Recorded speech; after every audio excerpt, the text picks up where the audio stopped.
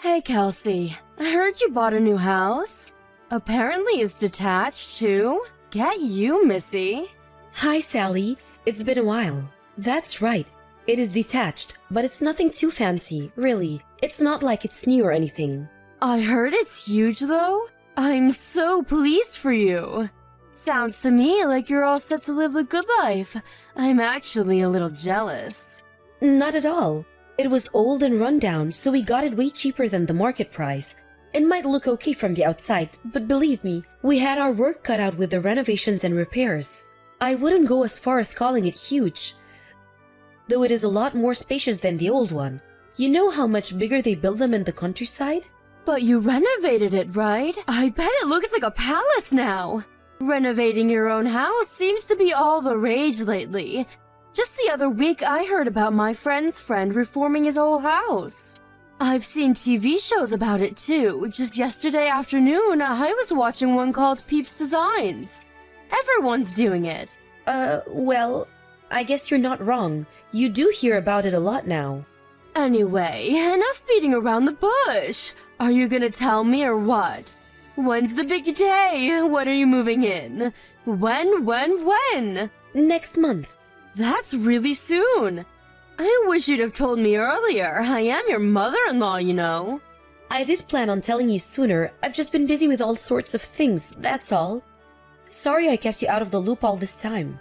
That lazy son of mine almost never gets in touch with me, you know.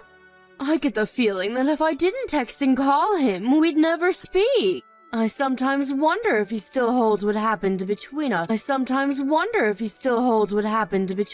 in the past against me. Do you by any chance mean that time you and his dad stole the money from his scholarship when he was in college? Oh, you know about that? Come on, dear. Stole is a bit drastic. Yeah, I know. I don't think it's drastic at all. I heard all about how you gambled away his entire scholarship fund on the slots at the casino. Oopsies. Weren't we just the naughtiest?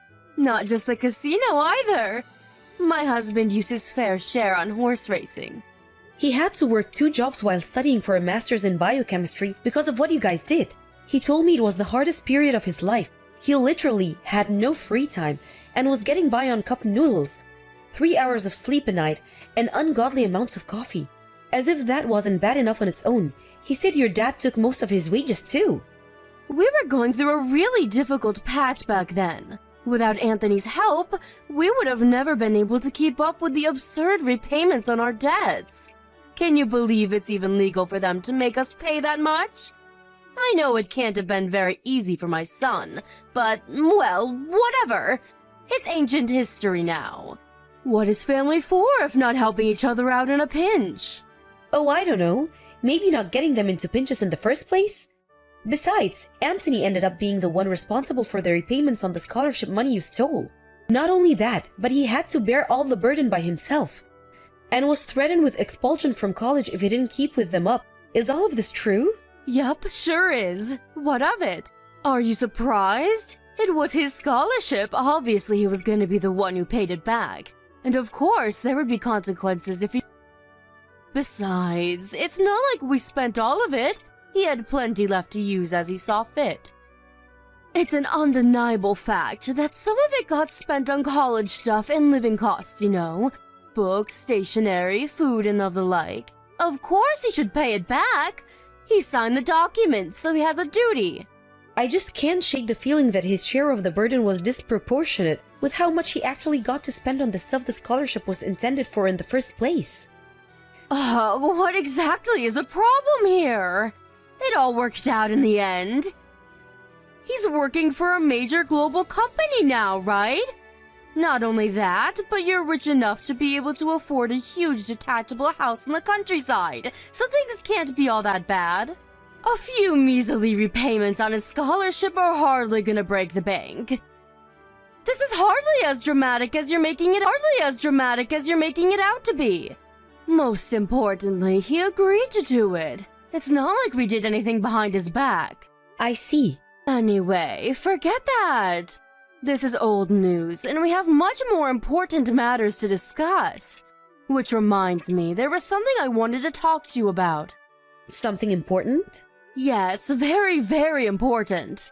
Me and my husband have decided to move in with you both in your new house. Which means we'll be seeing you next month, Kelsey, my dear. Excuse me? Is my phone broken? Am I reading this right? You're moving in with us? You certainly are. You didn't think you were gonna be able to buy a big luxurious house like that and not share it with your beloved in-laws, did you? Let's be real here, that place is far too big for just... You'd be bored and lonely without us. It just so happens that me and my husband have been wanting to live in a big old house in the country for years now. It even has a yard, doesn't it? I'm so excited. I have all sorts of ornaments to decorate the lawn with. We couldn't believe it when we heard the news. The timing was so good anyone would think it was fate. Whoa, whoa, whoa! Just slow down a second, Sally. You can't just invite yourself to live with me and Anthony all of a sudden. Have you even mentioned it to him yet? Because this is the first time I've heard of it. Don't worry about him. He's always been a mommy's boy. He'll be over the moon when he finds out he's going to be able to see me every single day. He always was such a good, obedient child, and he's no different now. But still, it's not fair of you to spring this on us like this. That house was supposed to be for me and him to live in. We do have circumstances of our own, you know. What makes you think we're in any position to accommodate you? Circumstances? What kind of circumstances? Anthony's suffering with an illness. We found out a couple of days ago. He has cancer. What? Cancer? To get hit with a bombshell like that right before moving into our new place. We haven't come to terms with it yet and our heads are a mess. He hasn't started chemotherapy yet, but the doctors say things could get rough. We have a lot of preparing to do for the fight ahead. That's why we're simply not in any position to consider having you move in with us right now. On the contrary, all the more reason for us to move in with you. Let me help you nurse him back to health. This just settles it. We absolutely have to come now. It's times like this that family needs to pull together to be there for one another. No, it's fine, really. I can take care of things myself. The line here is that we're in no position to take you in. Are you listening to me? It's not happening. I'm listening to you, but have you heard yourself? What you're saying is ridiculous. Why would you put all that pressure on yourself when there's someone offering to help you? Who are you, super nurse? What if you get sick too? What good is a convalescent bedridden mess to my poor son? Even if I just stick to housework, the burden on you would be a damn sight easier to deal with. Picture it, it's the ideal situation. I deal with everything around the house while you focus solely on nursing my boy back to health. Sure, it would be nice to be able to give him my undivided attention. Right? I'm glad you're coming around to my way of thinking, sweetie. I always knew you had a good head on your shoulders. Leave it to me. Let's all live together as one big happy family. Sally? What on earth is going on here? The house looks like a bomb site. I go out for one day and I come back to find the place looking like a hoarder's den? Welcome home, sweetie. If you're back, why don't you be a dear and get to work on the housework right away? The kitchen's dirty. How about you do something yourself for a change? Not only that, but you need to stop forcing Anthony to drive you places. He's going through the worst phase of the side effects right now. He's barely fit to walk around on his own, let alone drive the damn car. But it was raining. What else was I supposed to do? You're a clever girl. I'm sure you understand I had no choice. It's impossible to get anywhere living in the middle of nowhere without the car. Why did you have to buy a house this far from civilization in the first place? What does the location of our house have to do with you forcing your seriously ill son to chauffeur you around like you're a freaking aristocrat? Those are two completely different issues. You have to stop this. I do wish you'd shut up already. You're like a broken record. If the thought of your husband driving the car is so unconscionable to you, why don't you take me out yourself? It's easy to talk, but are you willing to put your money where your mouth is? Where exactly do you need to go so desperately? You don't even have a job. I like going into town.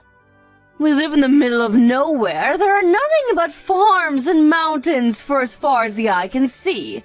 I'd go senile sitting around the house all day. The only reason I get Anthony to take me places is because you're nowhere to be seen. He could rest more if you weren't so unavailable. Why do you think I'm not available? I do have a job. You know, my husband is in no fit to work, let alone drive a car. I'm working for both of us to make up for the hit we took with him. Having to take time off work. And we highly appreciate your efforts, sweetie. I assure you. That reminds me, I ran out of money again this week. Can I have another $400? Excuse me? Wow, are you saying you spent the money I gave you already? I only gave it to you 3 days ago. Oh, please, Kelsey, did you really expect that to last me more than 5 minutes? It was pocket change. I lost it all in the slots of the casino. You blew the money I gave you to get on by the slots? Oh my god, Sally, has your husband been going to the casino with you too? Who knows? He's probably walking around the streets with a can of beer in one hand and a cigarette in the other. I've seen him in 3 days. He's probably loitering in an alley somewhere, making people uncomfortable for all I know. I didn't want to have to say this to you, but you guys are spending too much money. I don't care if you're my in-laws. Wrong is wrong and this can't go on. We live together, for crying out loud. Would it kill you to have a little more consideration for me and your son? What's the problem?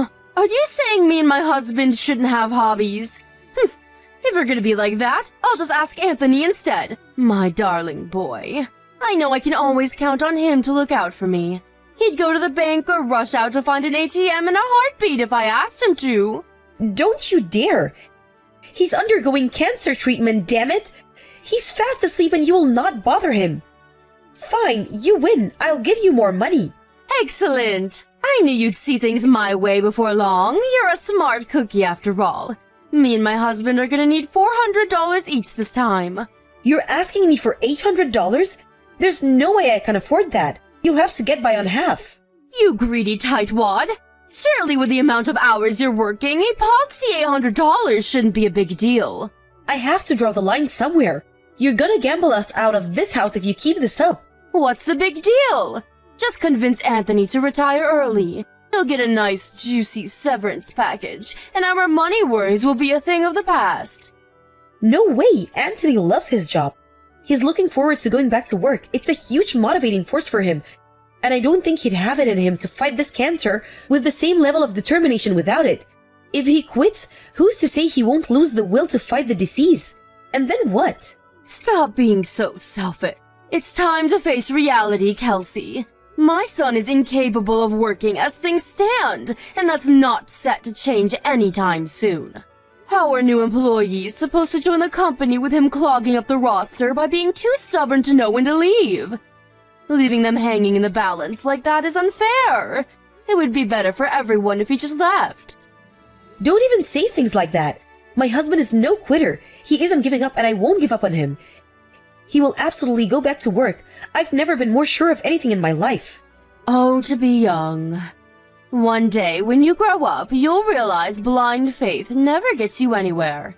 It's time to stop being so naive and childish and accept the harsh realities of life. Kelsey, I'm going for a few drinkies with the girls before I come home this evening. I won't be needing any supper. I see. In that case, I won't be able to come and pick you up. Please make your own way back in a taxi or get a lift from a friend. Huh? Are you joking? It's your day off work today. Are you telling me you'd rather laze around on your butt eating potato chips than give your elderly mother a lift home? I'm busy.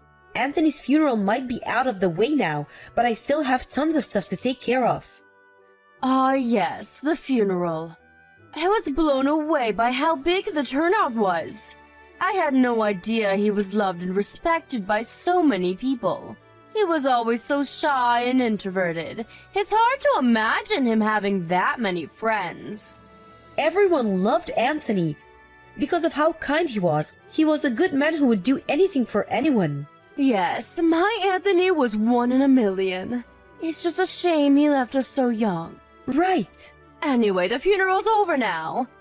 So we really should get around to dealing with his belongings. Most of them are going to have to go in the trash, of course. Why? What's the rush? Can't we at least wait until it doesn't all feel so raw? He's barely been in the ground 5 minutes and you're talking about tossing his things in the trash?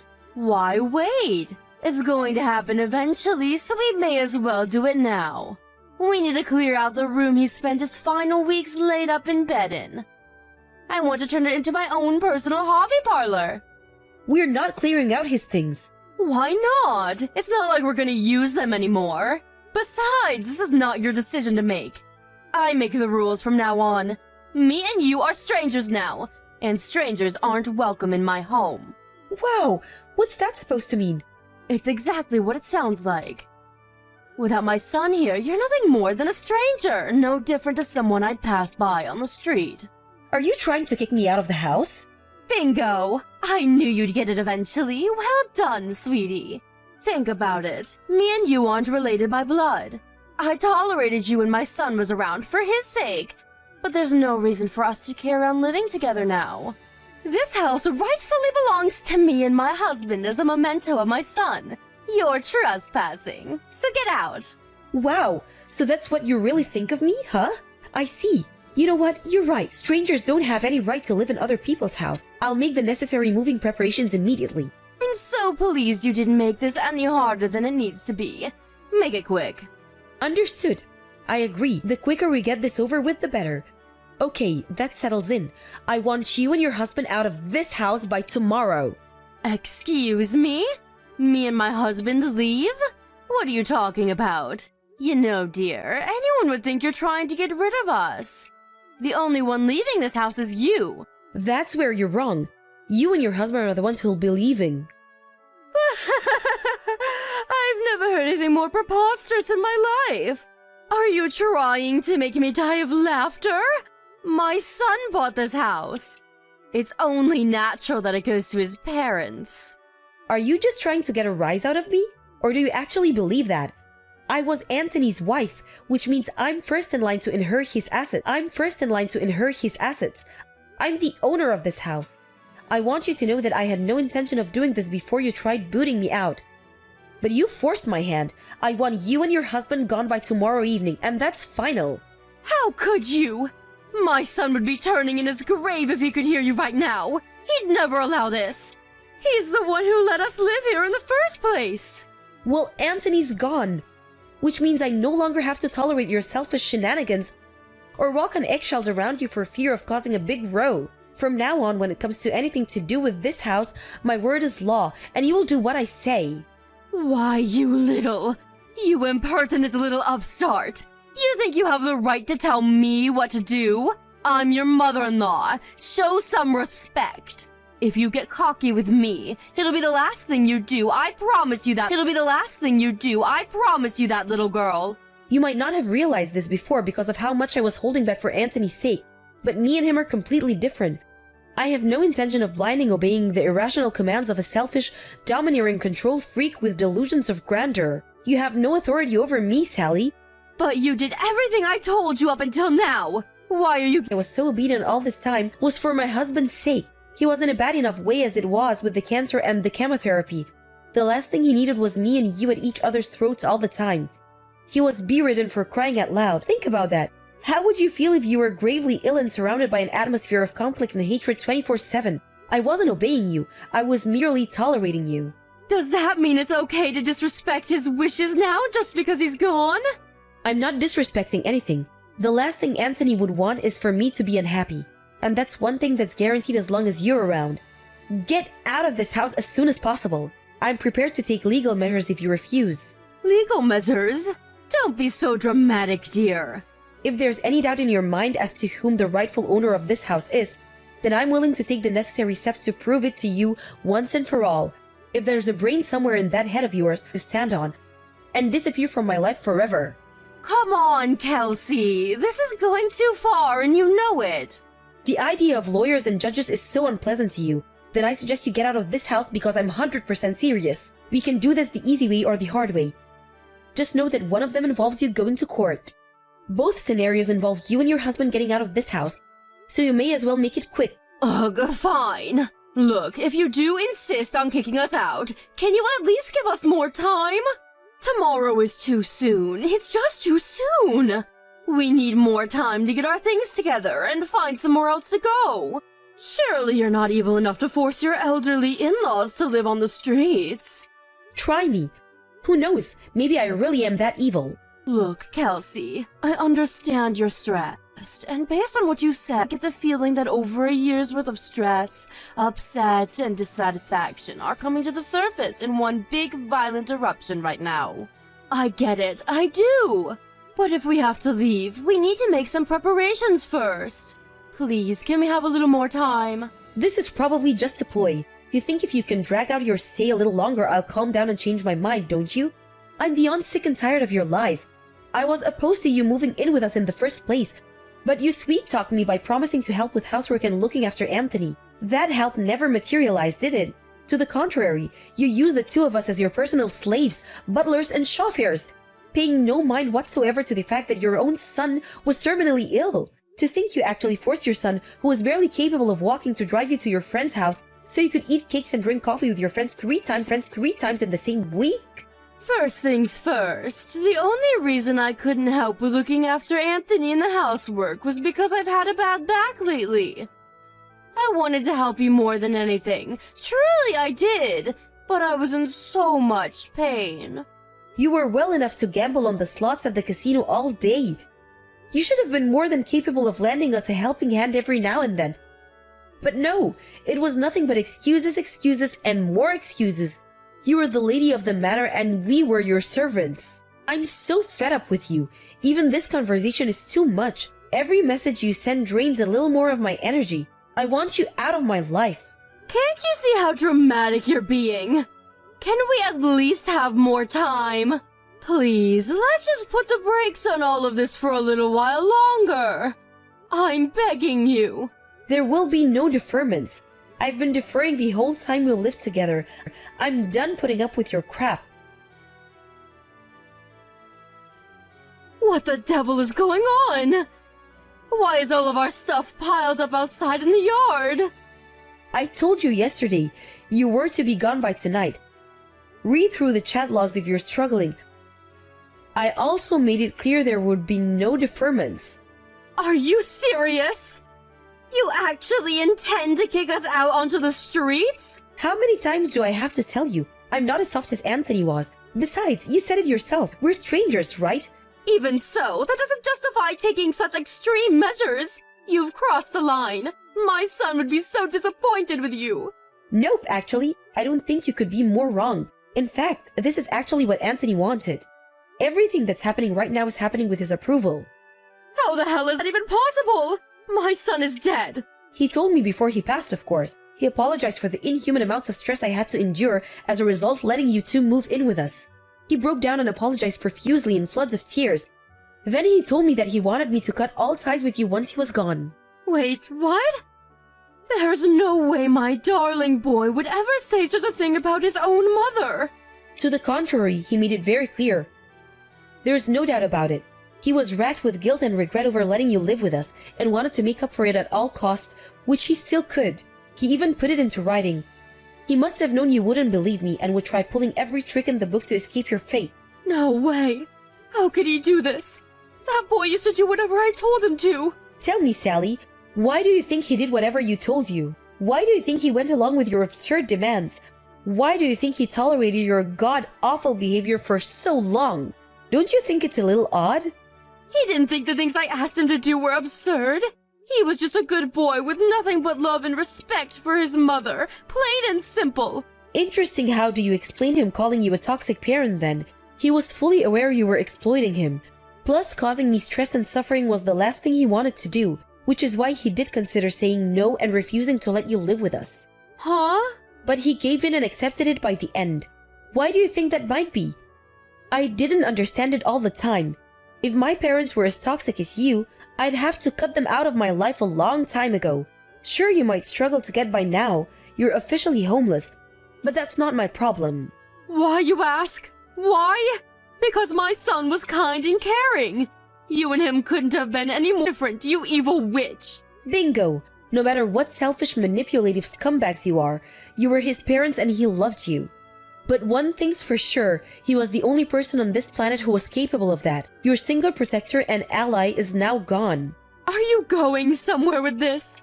What exactly is your point? You're pretty dense, huh? My point is, there's not a single person left in the world who loves you and your waste of space husband. Let's face it, you don't even love each other, do you?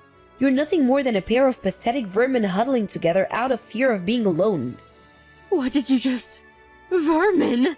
How dare you? Don't get me wrong, I'm not saying you were always vermin. Huh? My husband told me everything. His childhood memories of you. He told me about how way back then, when your husband fell ill, you dropped everything to care for him around the clock. He told me about how you'd make up lunchboxes and take him for picnics, to the zoo or for scenic walks by the river. You took him anywhere and everywhere, and you stopped at nothing to make him happy, in spite of the illness. My son told you all that? But eventually you changed. You were around your rat of a husband for too long, and eventually you became vermin too. The only reason Anthony agreed to let you move in with us was because he remembered the good times. And he believed that somewhere, hidden away deep inside you, was the mom he used to know and love. He thought maybe you'd turn over a new leaf. I think he genuinely believed you when you said you were moving in to help out with the housework. And with looking after him, he accepted you with a heart full of hope. Hope? But that hope was smashed into tiny little pieces. You betrayed your son. I betrayed him? What are you even saying? Surely you don't believe that. There's an old candy tin in one of the boxes of your stuff out in the yard. Why didn't you take a look inside? What is it? It belonged to Anthony, but I have no need for it, so it's all yours. I said, what is it? Inside that tin is an origami gold medal. Remember it? Remember that time he caught an awful cold and had to drop out of the school track in field event? He'd been training so hard and couldn't wait to compete. He was so down in the dumps about the whole thing. So you made him that origami gold medal to make him feel better. Huh? This is that thing I made 30 years ago? He kept this the whole time? That medal meant the world to him because it reminded him of his precious childhood memories with you. He loved you. No matter how much you exploited and manipulated him, no matter how many good times you betrayed him. Oh my god, I had no idea he felt that way. It's too late to regret what you did now. Anthony's gone, and he's never coming back. What else did he tell you? He told you all about his childhood memories, right? There must have been more. Tell me. Oh, you're suddenly interested in your son now? I'm afraid I'm gonna have to say no. This has nothing to do with me. Please, I'll apologize for everything if you tell me. I'm begging you. The time of apologies has passed. There's no going back now. Anthony's gone. I hope you regret this. I hope the pain is unbearable, and I hope it tears away at your heart until the day you die. Now let me remind you one last time. This house is mine. Because I was the only one who gave your son the love he deserved. Not long after that, my father-in-law started causing a commotion outside the house, demanding I stop this nonsense at once and let them back in, but his wife soon shut him up. I can only think that what I said to her actually penetrated that big frosty wall around her heart. My mother-in-law, clutching that dirty old candy tin into her chest as if it was more important than life itself, took her husband and disappeared. I haven't heard from either of them ever since, and I heard through the grapevine that they ended up divorcing. It's been 2 years since I lost my husband now. I ran into his mom one time when I was laying some fresh flowers at his grave. As soon as she noticed me, she hung her head deep in shame and walked away, seeming to have none of the vigor or energy she was once so well known for. Something tells me she actually reflected on what she said, and used the whole tragedy as an opportunity to become a better human being. They do say every cloud has a silver lining. It's just a tragedy that the cost was so high. As for me, I'm still living in that same big old house in the country, surrounded by my cats and dogs, who I love and adore. We went through so much in this house, happiness and sadness, joy and misery, harmony and conflict. But strangely, the only things I remember vividly are the happy times me and Anthony shared together.